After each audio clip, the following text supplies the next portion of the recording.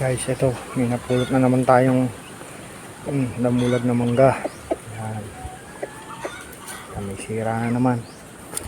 Siyempre, nakakapanghinayang pero hindi naman totaling sayang dahil nandyan yung ating mga alaga. Ayan, ayan, kumakain sila ngayon ng pipino yan ang kinakain nila. Itik ko, ayan. Nakakatawa yun, bibilis nila magsigalaw.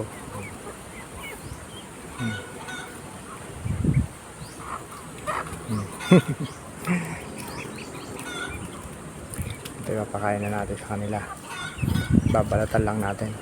So guys, ayan, balatan na natin. Ayan, may bantay siya, oh. Maliliit na uod.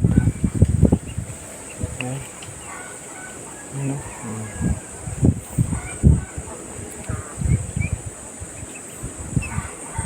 Pakain natin sa mga itik.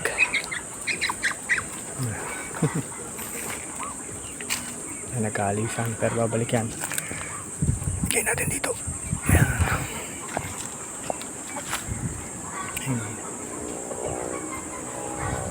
Natakot na sila, hindi na bumalik.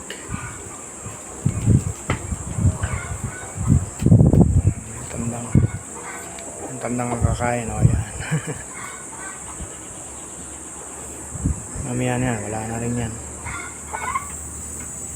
Ito isa, may minumukbang din dito sa likod. Ayan o, mangga.